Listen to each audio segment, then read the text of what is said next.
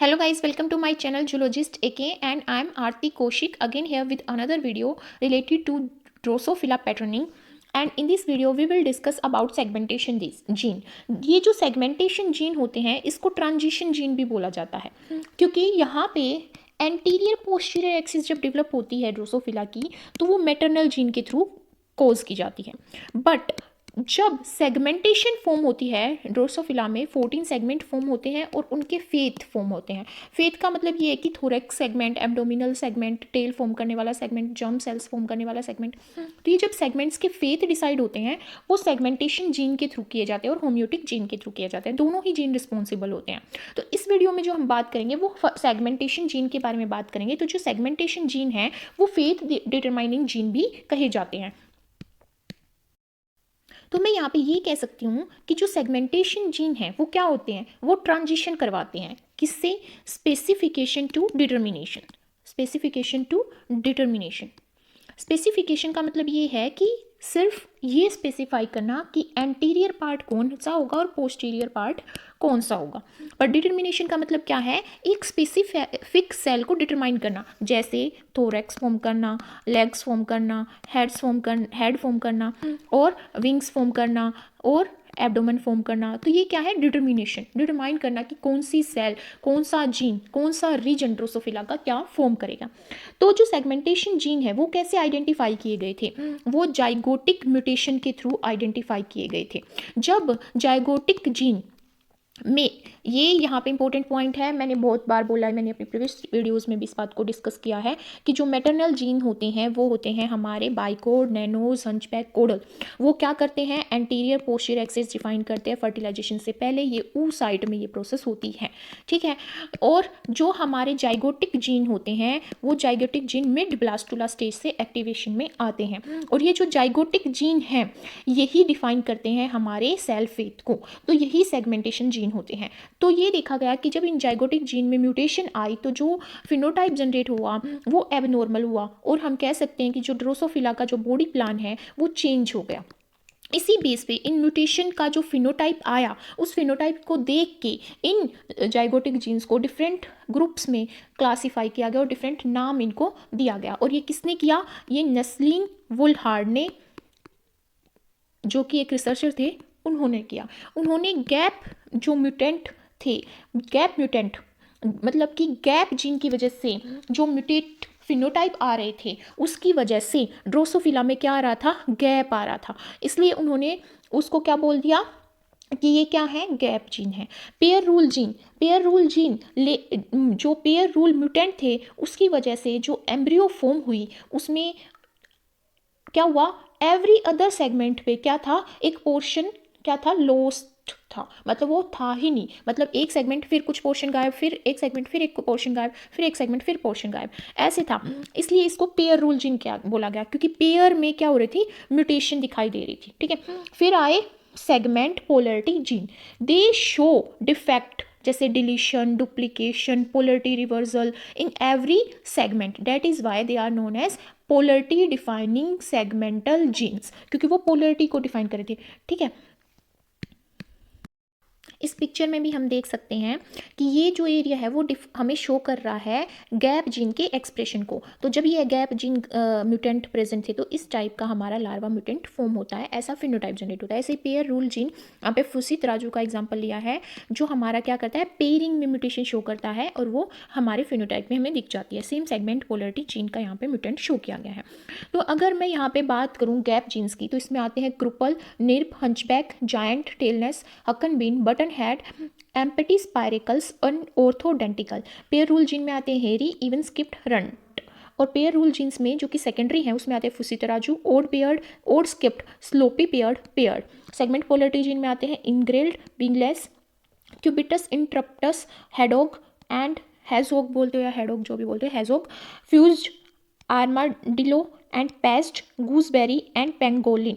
तो आपको यहाँ पे इनको याद करने की जरूरत नहीं है, जब आप समझ लोगे इस कॉन्सेप्ट को तो आपको ऑटोमेटिकली याद हो जाएंगे। जैसे आपको स्टार्टिंग में जब आपने मैटरनल जीन्स को पढ़ा होगा तो आपको वो भी याद नहीं होंगे, पर बार बार जब आप उस कॉन्सेप्ट को समझते हो तो आपको ऑटोमेटिकली वो याद हो जाएंगे। तो ये भी आपको याद हो जाएंगे। जब आप मेरी वीडियोस में इस चीज़ को अंडरस्टैंड करोगे कि कौन सा जीन कैसे डिफाइन करता है सेल फेट ड्रोसोफिला के केस में। अब हम यहाँ पे सबसे पहले अंडरस्टैंड करेंगे पैरासेगमेंट जीन।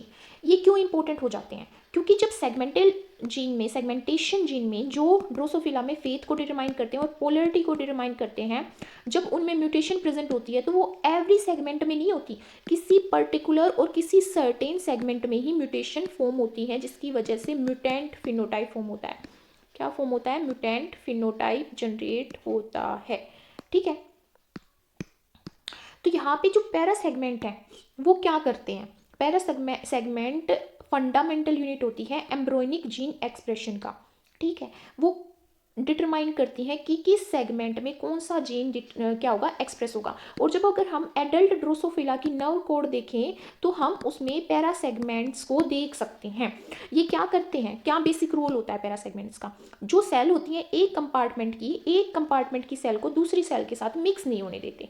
ठीक है, मतलब नेबरिंग सेगमेंट है, ये सेगमेंट मैंडिबल और मैक्सिला का दो सेगमेंट है, दोनों सेगमेंट की अलग अलग सेल, अलग अलग कैसे? ये पोस्टीरियर पोल को फॉर्म करने वाली सेल्स हैं, ये एंटीरियर एक्सिस को फॉर्म करने वाली सेल्स हैं, और अलग अलग सेगमेंट की, इन दोनों को मिक्स नहीं होने देते ये पैरा सेगमेंट्स। ठीक है, इन दोनों को ये अलग रखते हैं। ये पैरा सेगमेंट्स का बेसिक रोल है। अब यहाँ पे हम देख सकते हैं फूसी तराजू FTZ, पॉजिटिव का मतलब है वाइल्ड टाइप। यहाँ पे जब फूसी तराजू प्रेजेंट होता है तो कौन कौन से सेगमेंट पैरा सेगमेंट में एक्सप्रेस होगा? सेकंड में, फोर्थ में, सिक्स्थ में, एट्थ में, 10th में, 12th में एंड 14th में। पर जब ये म्यूटेंट फॉर्म में प्रेजेंट होगा, मतलब नेगेटिव यहाँ पे आ जाए और ये म्यूटेंट हो, तो यहाँ पे ये सेगमेंट ये और ये म्यूटेशन शो करेंगे, म्यूटेंट फिनोटाइप जनरेट करेंगे, बाकी सब नॉर्मल होगा। तो हम कह सकते हैं, देखो अब यहाँ पे हमें क्या शो हो रहा है? हमें ये शो हो रहा है कि जो मैक्सिला है उसका पोस्टीरियर भी सेकंड में आता है और लेबियम का एंटीरियर सेकंड में आता है। इट मीन्स ये और ये एबनॉर्मल, मैक्सिला और लेबियम दोनों ही एबनॉर्मल यहाँ पे फॉर्म होंगे, मतलब कुछ सर्टेन सेल यहाँ पे एबनॉर्मली डेवलप होंगी। ठीक है, तो ये जो अरेंजमेंट है ये इंपॉर्टेंट हो जाती है, इसीलिए जो पैरा सेगमेंट है वो इंपॉर्टेंट रोल प्ले करते हैं, फंडामेंटल रोल प्ले करते हैं ड्रोसोफिला की एम्ब्रोनिक डेवलपमेंट में, ये डिफाइन करने के लिए कि कौन सा जीन कहाँ पे हमारी कौन सी सेल एक्सप्रेस करेगी। मैं यहाँ पे गैप जीन नेटवर्क की बात करूँ, गैप जीन की बात करूँ, तो मैंने जो गैप जीन है, अगर गैप जीन में म्यूटेशन होगी तो गैप क्रिएट होगा फिनोटाइप में, इसलिए इनका नाम गैप जीन पड़ा।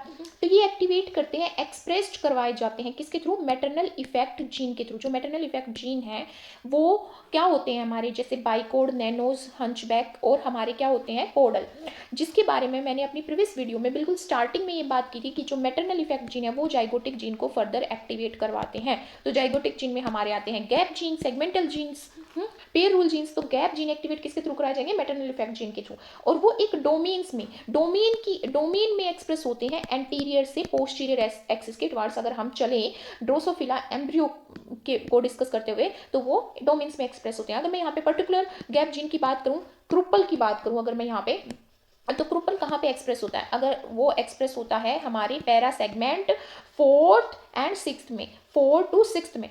4th है हमारा, 4 से 5th एंड 6th, इन सब में हमारा यहाँ पे क्या होगा हमारा एक्सप्रेस? क्रुपल गैप जीन एक्सप्रेस होगा। ठीक है, सेंटर में हम कह सकते हैं। अगर क्रुपल जीन एब्सेंट होगा तो एम्ब्रियो लेक करेगी पैरा सेगमेंट्स को, मतलब ये पैरा सेगमेंट्स फॉर्म नहीं होंगे एम्ब्रियो के केस में। अगर मैं यहाँ पे बात करूँ डिलीशन की, तो deletion caused by mutation in 3 gap gene, 3 gap gene कौन कौन से? हंचबैक, जिसको HB से डिनोट किया जाता है, क्रुपल, KR एंड निर्क जो हमारे हैं KNI, ये क्या करते हैं? इंटायर सेगमेंटल रीजन फॉर्म करते हैं ड्रोसोफिला एम्ब्रियो का। अगर इनमें म्यूटेशन हो जाए तो ये क्या करेंगे? गड़बड़ा जाएंगे सेगमेंटल जो फॉर्म हो रहे हैं। तो जो गैप जीन है, गैप जीन कौन सा गैप जीन? जायंट मतलब GT से जो यहाँ पे फॉर्म डिनोट किया गया है, ये ओवरलैप करेगा इन 3 सेगमेंट्स को जनरेट करने वाले जीन के रीजन में। मतलब कि यहाँ पे हमारा हंचबैक भी म्यूटेंट है और हमारा क्रुपल भी यहाँ पे म्यूटेंट है और हमारा निर्क भी यहाँ पे क्या है? म्यूटेंट है। इन तीनों के म्यूटेंट होने की वजह से जो जायंट जीन है वो इन जीन के सेगमेंट में जिन सेगमेंट्स को ये फॉर्म करते थे उन सेगमेंट में ये ओवरलैप कर जाएगा। ठीक है, क्या कर जाएगा? ओवरलैप कर जाएगा। एंड गैप जीन, कौन से गैप जीन? यहाँ पे टेललेस TLL से यहाँ पे ये क्या है? टेललेस और हकबिन जो हमारा क्या होगा, HKB होगा, HKB हकबिन, ये जो जीन है ये एक्सप्रेस होंगे उन डोमेन्स में जो एंटीरियर में, टेललेस तो हमारा किस में एक्सप्रेस होगा, एंटीरियर रीजन में, और जो हैकबिन होगा वो किस में होगा, पोस्टीरियर एंड में एक्सप्रेस होगा, एम्ब्रियो के। अगर ये जो जीन है हमारे 3 जीन, अगर ये क्या हो, म्यूटेंट हो। जो गैप जीन का एक्सप्रेशन है ना वो डायनेमिक होता है। डायनेमिक क्यों होता है, क्योंकि इनका जो एक्सप्रेशन है वो जाइगोटिक इफेक्ट जो जीन होते हैं उनके थ्रू किया जाता है। और ये जाइगोटिक इफेक्ट जीन में कौन कौन से आते हैं, हमारे बाइकोड एंड हंचबैक, जो क्या करते हैं, एंटीरियर एक्सिस को डिफाइन करते हैं, ठीक है। और क्या आते हैं, नैनोज एंड कोडल, जो कि क्या करते हैं, हमारे पोस्टीरियर एक्सिस को डिफाइन करते हैं। और एक आता है हमारा टेस्ला, ठीक है, ये हमारा क्या करता है, हमारी एंड पॉइंट्स को स्पेसिफाई करता है। तो यहाँ पे अगर हम हंचबैक ग्रेडियंट की बात करें, यहाँ पे हंचबैक ग्रेडियंट की बात करें, HB की बात करें, ये जो है ये हंचबैक का ग्रेडियंट है, ठीक है। तो अर्ली स्टेज में जब हमारे एंटीरियर एक्सिस फॉर्म, सबसे पहले एंटीरियर एक्सिस फॉर्म होगी, तो अर्ली स्टेज में हंचबैक का लेवल हाई कित होता है, कहाँ पे, सॉरी हाई कहाँ होता है, एंटीरियर रीजन में होता है। और फिर जब हमारा यहाँ होता है हमारा न्यूक्लियर डिवीजन 12, और जब हमारा न्यूक्लियर डिवीजन की जो स्टेज है वो आ जाती है 15 के आसपास, तो हमारा जो हंचबैक का एक्सप्रेशन है वो एम्ब्रियो के मिडल पार्ट में होता है, ठीक है। तो जब हंचबैक का एक्सप्रेशन चेंज हो रहा है, तो हंचबैक एक्सप्रेशन करवा रहा है किसका, क्रूपल का। यहाँ पे हमें पता है कि वो ब्लॉक भी कर रहा है और एक्सप्रेशन भी करवा रहा है, तो यहाँ पे क्रूपल का और डिफरेंट टाइप्स के गैप जीन का एक्सप्रेशन भी क्या होगा, चेंज होगा। जो ट्रांसक्रिप्शन पैटर्न है एंटीरियर गैप जीन का वो डिफरेंट कंसंट्रेशन पे होता है हंचबैक और बाइकोड की वजह से, क्योंकि हंचबैक और बाइकोड दोनों ही कहाँ प्रेजेंट होते हैं, एंटीरियर रीजन में एक्सप्रेस होते हैं। तो जो हाई लेवल होगा बाइकोड और हंचबैक का, वो किसका एक्सप्रेशन कराएगा, वो जायंट का एक्सप्रेशन कराएगा। बाइकोड का हाई लेवल है, वो हंचबैक को भी क्यों भी एक्सप्रेस करवाता है, वो जायंट को भी एक्सप्रेस करवाता है, ठीक है। और वो किसका एक्सप्रेशन कराएगा, जो क्रूपल का, ठीक है। पर जो क्रूपल के ट्रांसक्रिप्ट होंगे, ट्रांसक्रिप्ट क्या होंगे क्रूपल के, क्रूपल mRNA है ना, क्रूपल mRNA क्या उसका ट्रांसक्रिप्ट है। तो ये इनका जो एक्सप्रेशन है mRNA, इसका जो एक्सप्रेशन है वो वहां पे होगा जहाँ पे हंचबैक का लेवल डिक्लाइन होना स्टार्ट हो जाएगा। और हाई लेवल हंचबैक का होगा, मतलब किस में होगा, जब हाई लेवल तब होगा हंचबैक का जब बाइकोड क्या होगा, अब्सेंट होगा, बाइकोड अब्सेंट होगा, तो हमारा क्या होगा, हंचबैक का एक्सप्रेशन हाई, उसकी कंसंट्रेशन हाई, उसकी कंसंट्रेशन हाई है तो वो क्या करेगा, वो प्रिवेंट करेगा क्या, पोस्टीरियर गैप जीन के ट्रांसक्रिप्शन को। और पोस्टीरियर गैप जीन कौन से होते हैं, पोस्टीरियर गैप जीन होते हैं निर्प, KNI और जायंट, ठीक है। यहाँ पे बाइकोड प्रेजेंट है, इस वजह से हंचबैक का कंसंट्रेशन कम है, इसलिए से यहाँ से जेंट हमारा एंटीरियर रीजन में एक्सप्रेस हो रहा है। बट बाइकोड पोस्टीरियर रीजन में अब्सेंट है, तो इस वजह से वहाँ पे हंचबैक की कंसंट्रेशन हाई है, जिसकी वजह से वो पोस्टीरियर में एक्सप्रेस होने वाले निर्प और किसको, जायंट को, ये पोस्टीरियर में भी एक्सप्रेस होगा, इनको क्या करवाते हैं, इनका एक्सप्रेशन करवाते हैं, ठीक है। अब हमें पता है बाइकोड एंटीरियर में एक्सप्रेस होता है, तो वो एंटीरियर में कोडल को इनहिबिट करता है, बट पोस्टीरियर में कोडल एक्सप्रेस होता है, तो पोस्टीरियर रीजन में जो कोडल है वो हाई कंसंट्रेशन में प्रेजेंट होगा, तो वो एब्डोमिनल गैप जीन के एक्सप्रेशन को इनिशिएट करेगा। और एब्डोमिनल गैप जीन कौन से होते हैं, निर्प होता है KNI और जायंट होता है JT, ठीक है, इनको एक्सप्रेस करवाएगा।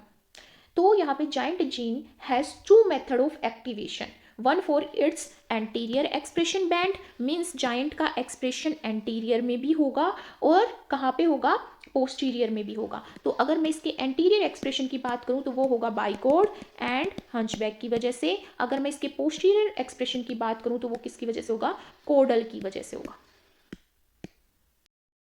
अब हम क्या कह सकते हैं कि जो मैटरनल इफेक्ट जीन है बाइकोड और हंचबैक, वो एक्सप्रेशन करवाते हैं, कोडल एक्सप्रेशन करवाता है एंटीरियर में और पोस्टीरियर में, ठीक है। फिर जब इनका एक्सप्रेशन का पैटर्न डिज़ाइन हो जाता है कि कौन से पैरा सेगमेंट में कौन से गैप जीन को एक्सप्रेस होना है, तो उनका जो एक्सप्रेशन है वो क्या किया जाता है, स्टेबलाइज किया जाता है और मेंटेन किया जाता है।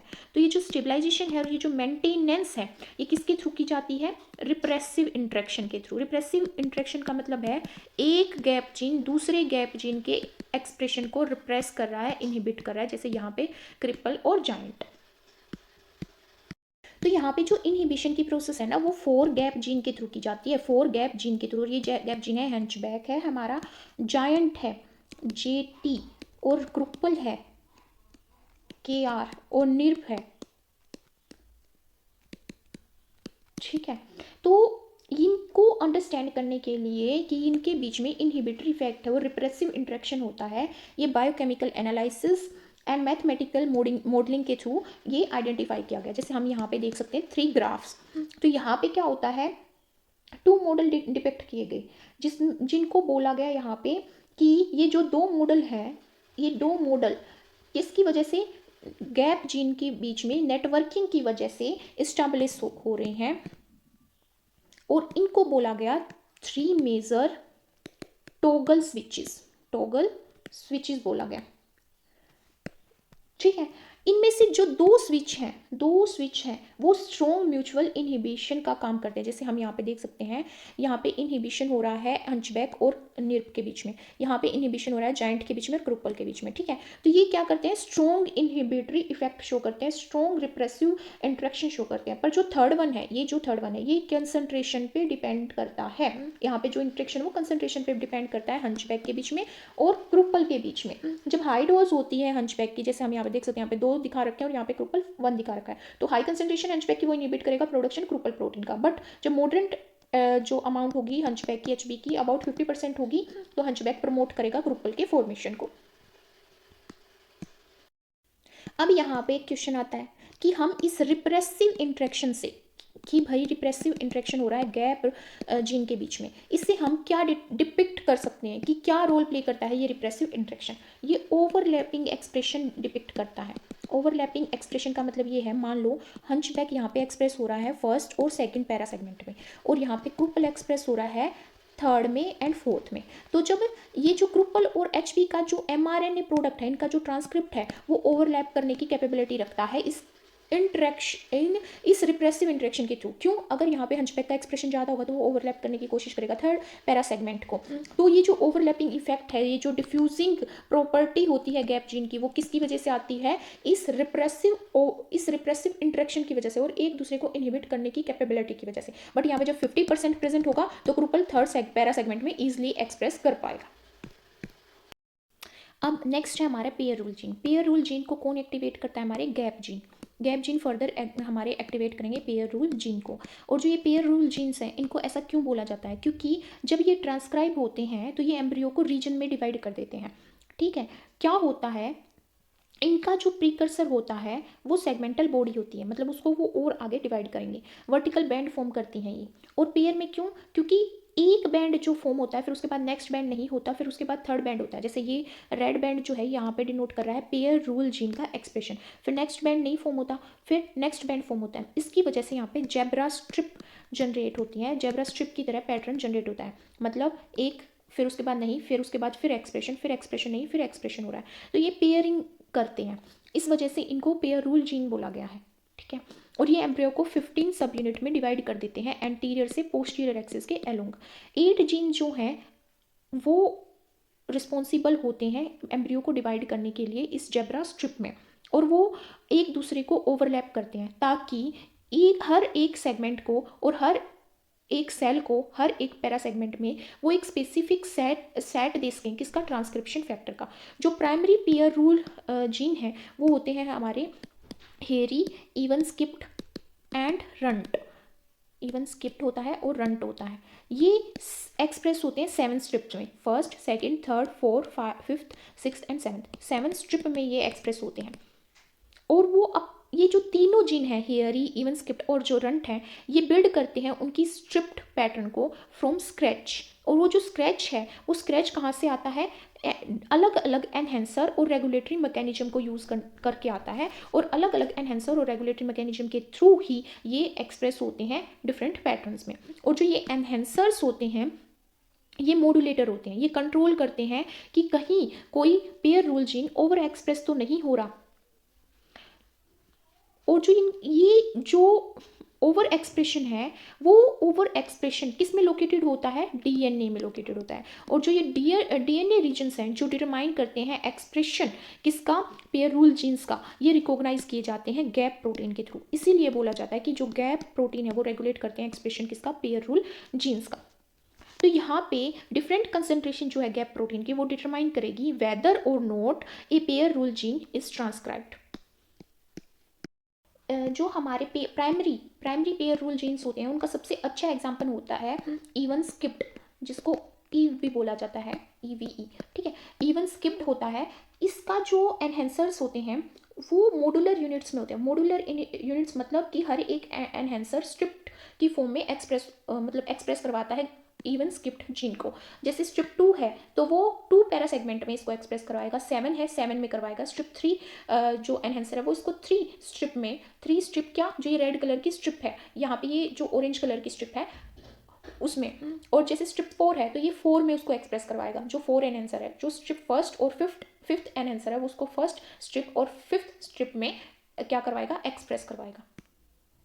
अगर हम यहाँ पे देखें स्ट्रिप 2 का एनहेंसर जो है, स्ट्रिप 2 का जो एनहेंसर है वो 500 बेस पेयर लॉन्ग है, ठीक है, और ये एंटीरियर रीजन में ये स्ट्रिप फॉर्म हो रही है, ठीक है।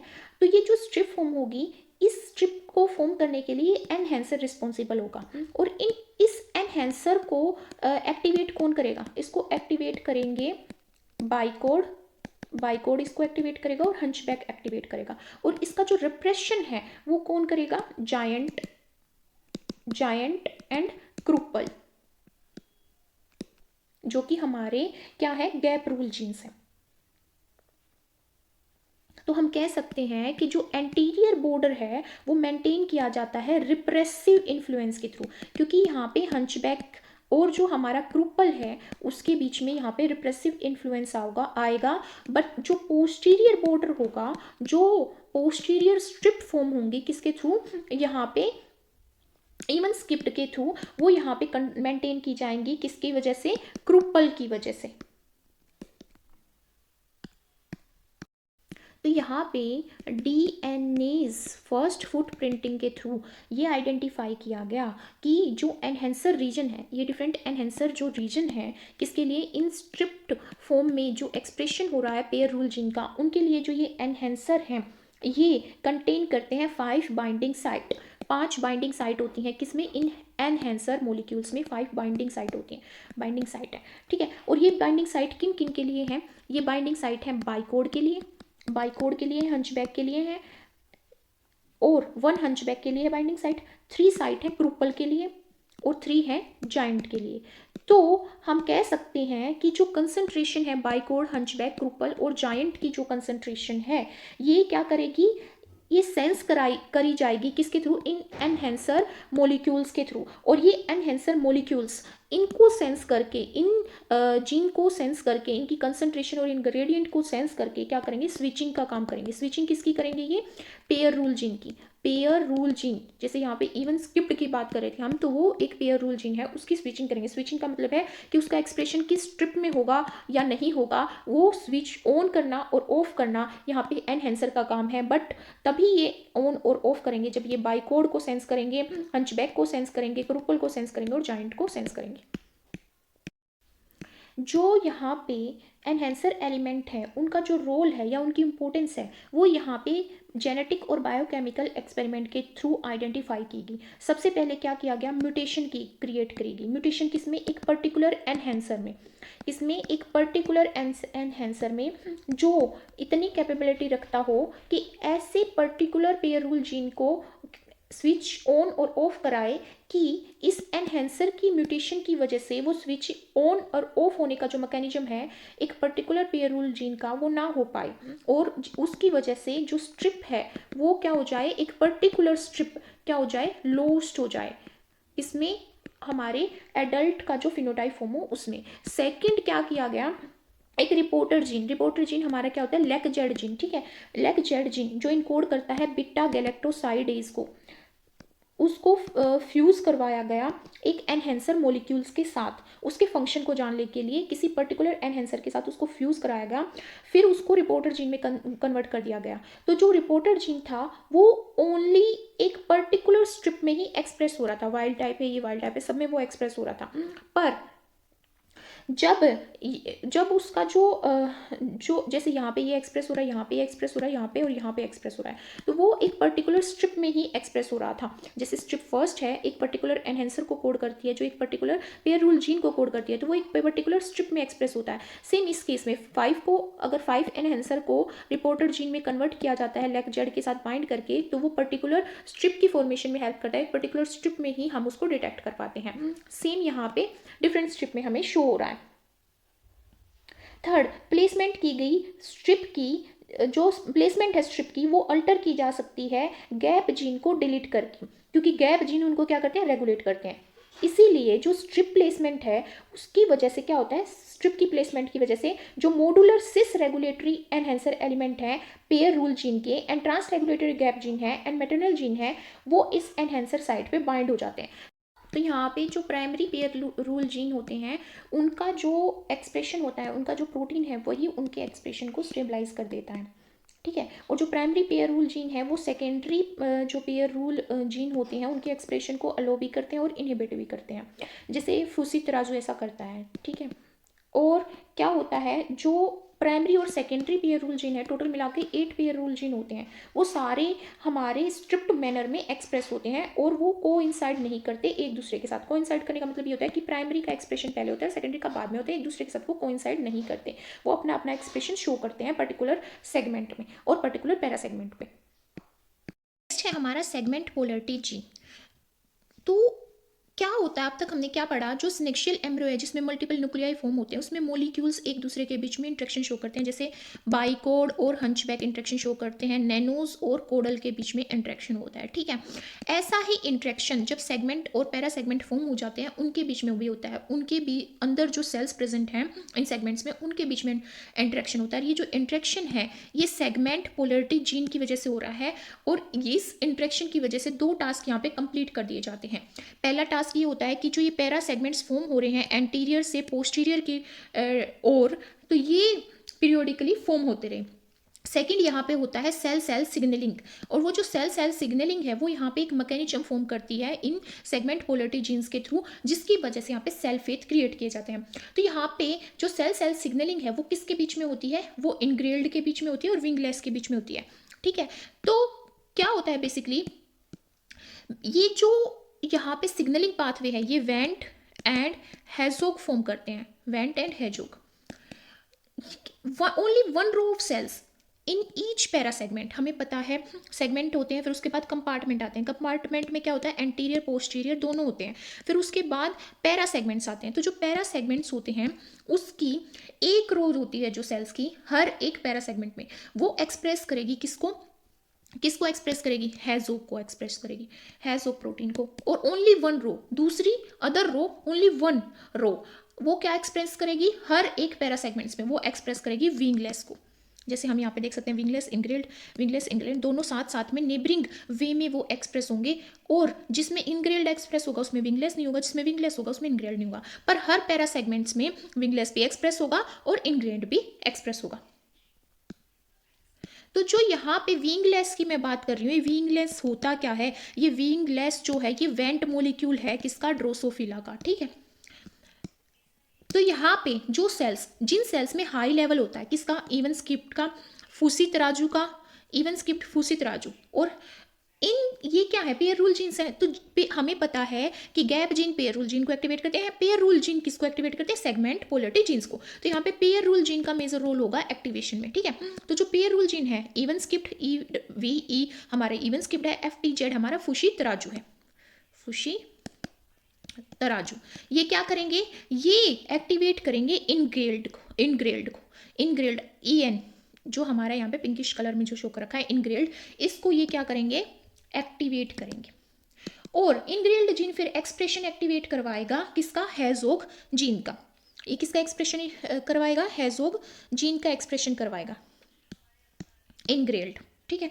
फिर जो हेजोग जीन को एक्सप्रेस करने वाली जो सेल्स हैं वो क्या करेंगी, वो केवल 14 स्ट्रिप्स में एक्सप्रेस होंगी, एंटीरियर से पोस्टीरियर एक्सिस के अलोंग 14 स्ट्रिप्स में वो क्या होंगी, एक्सप्रेस होंगी। ठीक है, जैसे हम इस पिक्चर में देख सकते हैं 14 हमारे क्या है, पैरा सेगमेंट है, तो 14 ही सेगमेंट्स में हमारी हेयर सोग जो एक्सप्रेसिंग सेल्स हैं वो एक्सप्रेस होंगी, जिसकी वजह से 14 पैरा सेगमेंट यहाँ पे फॉर्म होंगे। बट इन केस क्या हो गया, फ्यूसी तराजू जो यहाँ पे और यहाँ पे प्रेजेंट है, तो जो ये फ्यूसी तराजू है अगर ये म्यूटेंट हो गया ना तो क्या होगा, केवल और केवल 7 पैरा सेगमेंट्स फॉर्म होंगे, क्योंकि ये इंपॉर्टेंट रोल प्ले कर रहा है इस इनग्रेल्ड जीन के एक्सप्रेशन में, जो बाद में हेज़ोग का एक्सप्रेशन करवा रहा है। बट अगर यहाँ पे हमारे वो जो पेयर रूल जीन्स हैं, वो कौन कौन से पेयर रूल जीन्स प्रेजेंट हो, ओड स्किप्ड प्रेजेंट हो और स्लोपी पेयर्ड प्रेजेंट हो, तो ये क्या करेंगे, ये इनहिबिट करेंगे एक्सप्रेशन किसका, इनग्रेल्ड का। बट ये ओड स्किप्ड और जो ये स्लोपी हैं ये एक्टिवेट करेंगे एक्सप्रेशन किसका, विंगलेस का। और जो ये ए हमारे यहाँ पे इवन स्किप्ड हैं और फुसी तराजू हैं वो इनहिबिट करते हैं एक्सप्रेशन विंगलेस का। इसीलिए यहाँ पे हम देख सकते हैं जो ये लेवल है यहाँ पे हमारा इवन स्किप्ड और फुसी तराजू का लेवल बहुत कम है, इस वजह से विंगलेस यहाँ पे एक्सप्रेस हो रहा है। ठीक है, तो हम यहाँ पे क्या कह सकते हैं कि जो एंटीरियर कंपार्टमेंट होता है ना ईच पैरा सेगमेंट का, देखते हैं इस पिक्चर में, देखते हैं हम कि जो एंटीरियर कंपार्टमेंट है, ये एंटीरियर कंपार्टमेंट हर एक पैरा सेगमेंट का, ये सारे एंटीरियर कंपार्टमेंट है, तो ये जो एंटीरियर कंपार्टमेंट है हर एक पैरा सेगमेंट का, वो किसके थ्रू मार्क किया गया है, इनग्रेल्ड के थ्रू, किसके थ्रू, इनग्रेल्ड के थ्रू मार्क किया गया है। और इनग्रेल्ड का जो एक्टिवेशन हो किसके थ्रू, यहाँ पे फूसी तराजू के थ्रू मार्क किया गया है, और किसके थ्रू, पेयर और हमारा पेयर ट्रांसक्रिप्शन फैक्टर, मतलब पेयर रूल के ट्रांसक्रिप्शन फैक्टर जो किसके थ्रू फॉर्म किए गए होंगे, इवन स्किप्ड के थ्रू फॉर्म किए गए होंगे।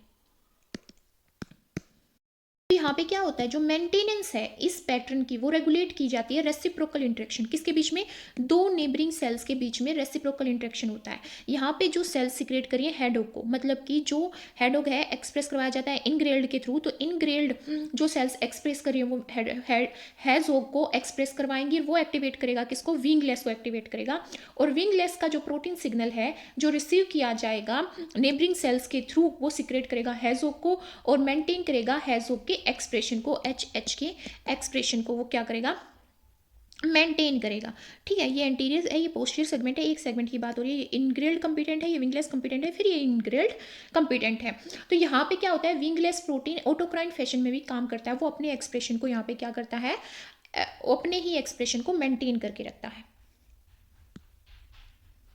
जैसे हम इनमें देख सकते हैं यहाँ पे कि यहाँ पे हमारा लो लेवल है फूसी तराजू का और इवन स्किप्ड का, तो यहाँ पे विंगलेस एक्सप्रेशन हो रहा है, डिफ्यूजन हो रहा है विंगलेस प्रोटीन का, यहाँ पे इनग्रेल्ड का हो रहा है। ये एक दूसरे के एक्सप्रेशन को क्या कर रहे हैं, मेंटेन करके रख रहे हैं। विंगलेस एनहेंस करवा रहा है हेजो का एक्सप्रेशन, हेजो एनहेंस करवा रहा है विंगलेस का एक्सप्रेशन।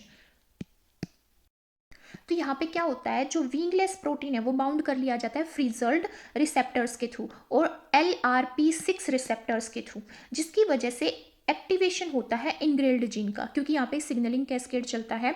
ये जो आर्माडिलो होता है, ये बीटा कैटेनिन को ही आर्माडिलो बोला जाता है ड्रोसोफिला के केस में। तो यहाँ पे सिग्नलिंग कैस्केड चलता है, जिसके बाद ट्रांसक्रिप्शन करवाता है ये कैस्केड किसका, इनग्रेल्ड का। इनग्रेल्ड के ट्रांसक्रिप्शन की बाद यहाँ पे क्या फॉर्म होता है, हमारा हेजोग फॉर्म होता है।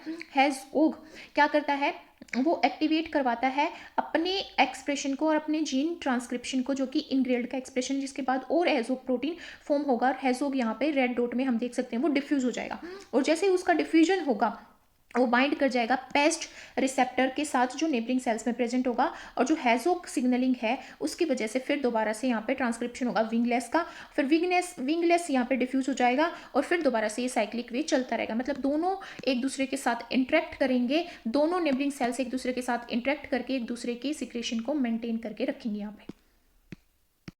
तो यहाँ पे जो डिफ्यूजन है इन प्रोटीन्स का, कौन से प्रोटीन्स का डिफ्यूजन, विंगलेस का और हेजोग का, यहाँ पे जो एक्सप्रेशन हो रहा है वो एक ग्रेडियंट प्रोवाइड करता है। ग्रेडियंट का मतलब होता है अलग अलग कंसंट्रेशन, है ना, डिफरेंट सिग्नलिंग मॉलिक्यूल्स की, इसमें पैरा सेगमेंटल रीजन्स में, जिसकी वजह से जो पैरा सेगमेंट्स हैं वो अपनी आइडेंटिटी को एक्वायर करते हैं। और ये जो प्रोसेस है ये डोर्सल एपिडर्मिस में देखने को मिलती है, डोर्सल एपिडर्मिस में देखने को मिलती है, जहाँ पे रोज जो होती हैं, लार्वा की जो रोज होती हैं वो प्रोड्यूस करती हैं different cuticular structure. Different cuticular structure हम देख सकते हैं, और ये जो क्यूटिकुलर स्ट्रक्चर है वो किसके ऊपर बेस्ड है, depending on their positioning in the para segments में उनकी क्या पोजिशनिंग है।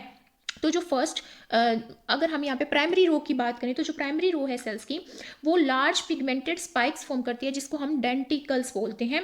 और जो सेकेंडरी रो है वो क्या प्रोड्यूस करती है, स्मूथ एपिडर्मल क्यूटिकल। और जो नेक्स्ट सेल्स है, टर्शरी जो है, वो स्मॉल थिक हेयर्स फॉर्म करती है, जिसके बाद सेवरल रोज फॉर्म होती हैं सेल्स की, डेट अडप्ट द हमारा जो फोर्थ जो हमारा फेथ है वो प्रोड्यूस करती है, जिसके बाद फाइन यहाँ पे स्ट्रक्चर्स और फाइन हेयर्स यहाँ पे फॉर्म होते हैं।